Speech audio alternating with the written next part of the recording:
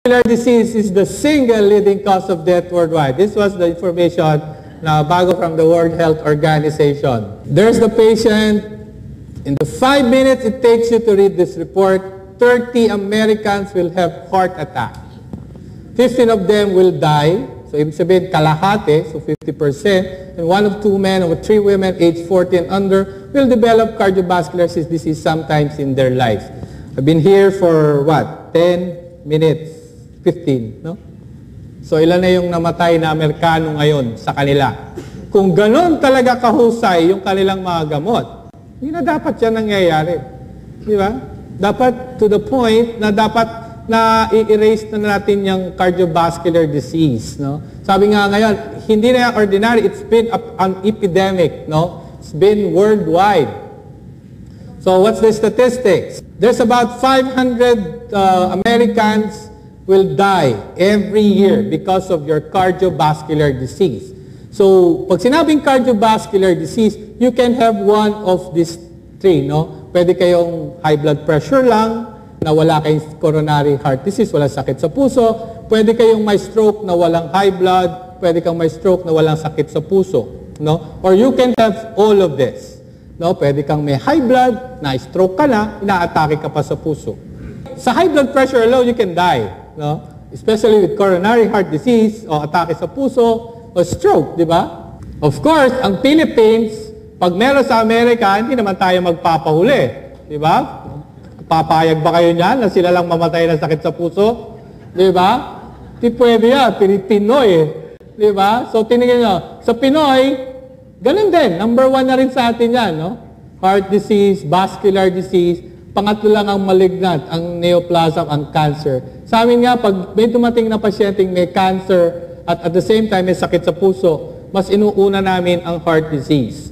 Mas takot kami sa sakit sa puso kasi in a matter of minutes, or seconds, pwedeng mamatay. Sa cancer, di yan mamamatay. Sa amin, tatagal ang buhay niyan. Kung alam nyo lang ang gagawin nyo with cancer, hindi na mamamatay ang mga yan. Maniwala kayo sa amin. And tingnan nyo yung statistics natin. 17% lang ang may heart disease. Sa states, about 48 to 49%. No? Bakit 17% lang? Ang liit yan. Usually, pagdating sa atin mga sa probinsya, pag nakita yung pasyente, yung biktima, nakanganga, nakadilat, usually, ano sasabihin ng matatanda? Ano yung kinamatay? Oh, di ba? Kita nyo kayo, alam nyo na kagad. So, yan na rin lalagay ng diagnosis doon, di ba? Kaya, ganon ang reporting natin, napakaliit, no? And usually, bakit nakanganga, bakit nakadilat, no? Because the pain is so severe na yung pasyente gustong sumigaw, hindi yan makakasigaw.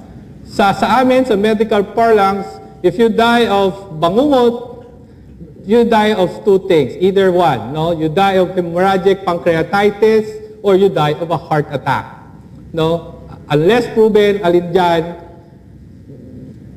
kailangan ma-autopsy. No? Kaya sa States, hindi pwede yan kasi autopsy. Kaya mataas sa kanila. Sa atin, hindi na yan. No? Mas gusto pa natin, kailangan mapaglamayan ka agad yan. Dahil, di ba? Dahil yung kikitain sa sakla, di ba? Kailangan yung, kailangan may burol ka agad yan. So, may tong, kaya wala tayong pakialam sa autopsy, gastos pa yan Anyway, patay na rin lang Kahit autopsy yun, di na mabubuhay yun. Okay, pasensya na kayo. This is a small slide, no? Pero what I want to show you is the age, no? This one is 1 to 4, 5 to 9, 10 to 14. As you can see, ang sakit po sa puso ngayon, hindi na lang sakit ng pangmatanda. No? Sa age hanggang 24, as you can see, number 5 na po sila. And then as you age, pagdating mo lang 25 to 34, nagiging number 6. And then pagdating ng 35 to 40, number 3, and so on. Pagdating mo lang golden 50 plus, number 1 na po sila. But still, for all ages, heart disease is the number 1 of death. Bakit namin sinama to? Kasi this is alarming, itong part na to. Di ba? Bakit? Nakikita na yan ngayon Alam niyo ba kung ano ang isang dahilan ng heart attack? It's the iron. The iron content in food. Kaya yung mga fortified food natin, hindi po tama yan. There was a study done at Finland. Ang Finland has the highest rate of heart attack in the world. No, there was a study done by Dr. Jaka. I think the next slide. Dr. Jaka Solonen. Studies have shown na yung mga pasyente who die of a heart attack usually have a high serum ferritin level. Kaya kami sa clinic, usually we do a serum ferritin test. It's a blood test lang po yan. So kung tumaas yan more than 200 to 250, medyo bantay ka na. Especially if you have na sa 2D echo mo, you have na sa ECG mo, meron ka lang mga findings. And then if you have a high serum ferritin, ano na yan, dapat mag-double, ano ka na. Bakit namin sinabing bantay, no? Kasi nga, di ba, ang pagkain natin ngayon ay fortified, di ba, with iron. Ang problema with iron kasi, hindi ginagamit siya ng katawan mo. It is stored as a ferritin. Tinatago ng katawan mo yan. So, saan yan nag-store? It's stored in the liver, it's stored in the spleen, it's stored in the liver, in the kidney, and it's stored in your heart. Kaya, pati nga ngayong mga bata, inaatake na. It's because of the commercialization of the food. No? Kaya ingat lang kayo sa mga 45. And for those of you who are regularly taking yung iron, hindi po iniinom ang iron kung kayo ay hindi anemic. Tandaan niyo yan. No? Dahil nga po, itinatago ng katawan yan as serum ferritin. No? It can cause heart attack. Siguro tataka kayo, bakit ang mga babae, di ba? Ang rate ng heart attack sa babae is much lower compared to the man, no? Kasi because nire-regla kayo. At isang sagot to lower your serum ferritin is you have to bleed the patient. Kayong mga babae, you have your monthly period. So that's lucky for you. Dahil hindi kayo mamamatay ng atake sa puso bago pa mag-30-40. Bihira yan. Pero pagdating ng 50, pataas, sabay-sabay na tayo dyan. Yeah? Sa amin lalaki, mataas siya, bata pa. So, umpisa pa lang, di ba? Sigarilyo, alak, puyat, di ba? Stress, di ba? So, all those things play an important factor pagdating sa heart attack. No? Kaya nga, sabi nga namin ngayon, especially may mga pasyente kaming mga matataas yung serum ferritin. We want to bleed it. Kaya nga, ideally for us men, mag-donate tayo ng dugo kahit once or twice a year. Kasi it can lower your serum ferritin, the iron in your blood. So you can lower your risk of a heart attack. Ito pala yun. Dr. Jaka Solonen. For each 1% increase in the amount of ferritin levels in the blood, there was a more than 4% increase in heart attack risk. A ferritin level of 200 micro. Or more, double the relative risk of a heart attack. Today, excess iron may prove to be more significant risk factor than your cholesterol.